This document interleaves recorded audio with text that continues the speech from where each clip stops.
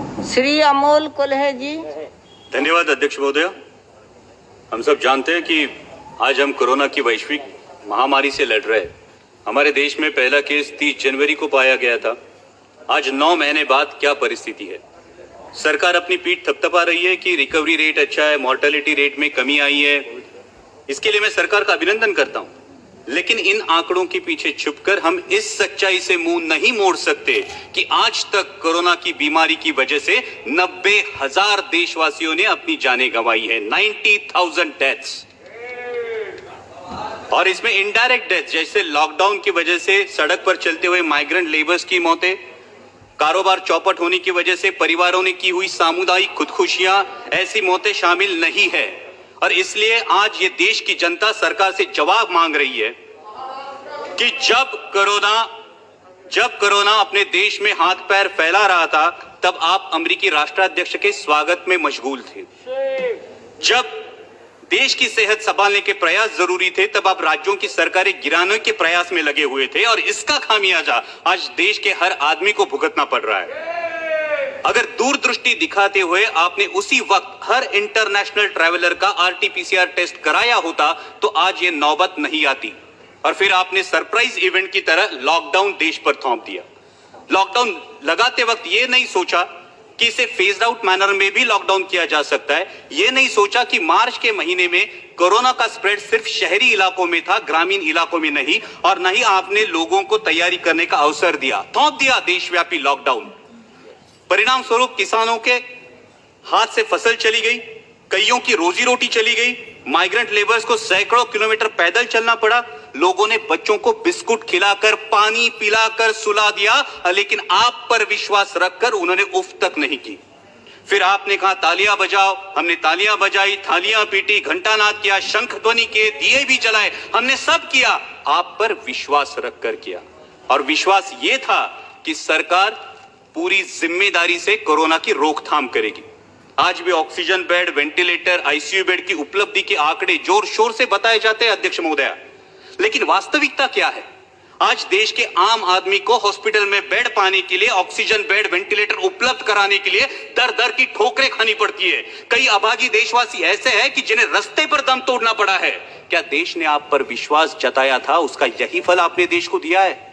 आज 9 महीने बाद भी सर्वशक्तिशाली सरकार देशवासियों के दिलों से इस दहशत को उखाड़ फेंक नहीं पाई, जिनकी उनके दिल में इनसिक्योरिटी है, अपनी जान को लेकर, अपनी सेहत को लेकर, अपने काम को लेकर, अपने भविष्य को लेकर। तो क्या यह हमारी विफलता नहीं है?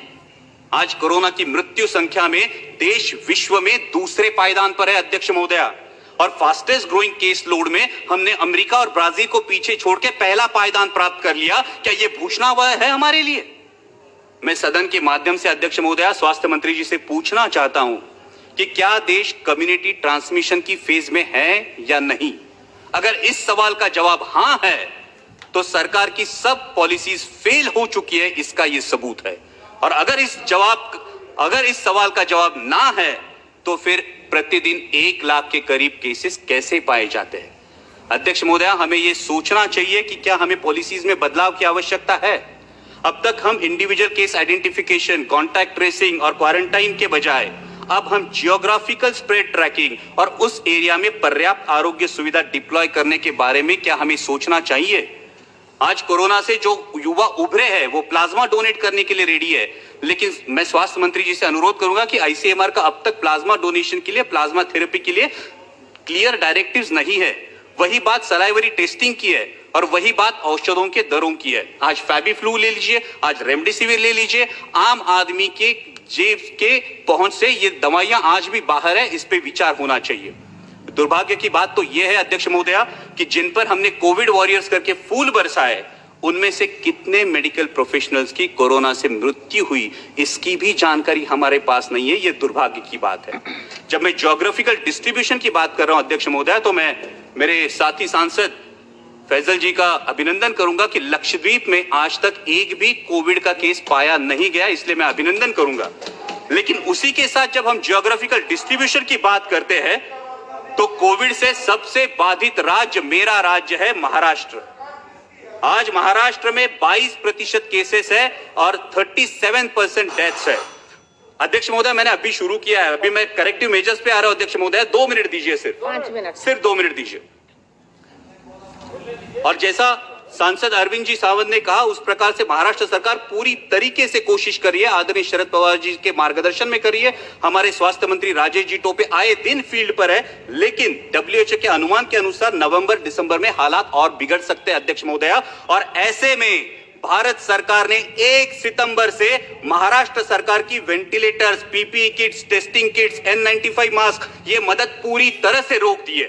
हमारे मराठी में कहावत है अध्यक्ष महोदया, आई जेऊ घाली ना आणि बाप भीक मागू देना। ऐसा बर्ताव केंद्र की सरकार महाराष्ट्र सरकार से साथ कर रही है।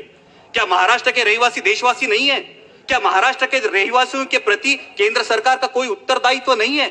मैं इस सदन के माध्यम से मांग करता हूं कि अविलंब महाराष्ट्र सरकार को टेस्टिंग किट्स और अदर कंज्यूमेबल्स की मदद मुहैया की जाए और उसी के साथ अनइंटरप्टेड ऑक्सीजन सप्लाई के लिए महाराष्ट्र में ऑक्सीजन मैन्युफैक्चरिंग मेगा यूनिट के निर्माण के बारे में सोचा जाए।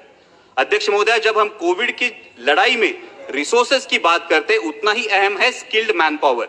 जैसे कि आरोग्य मंत्री, मैडम ये बहुत अहम मुद्दा है, देश के लिए बहुत अहम मुद्दा है कि जैसा कि आरोग्य मंत्री जी ने बताया, कोरोना का वैक्सीन आने में कुछ समय लगेगा। मालूम।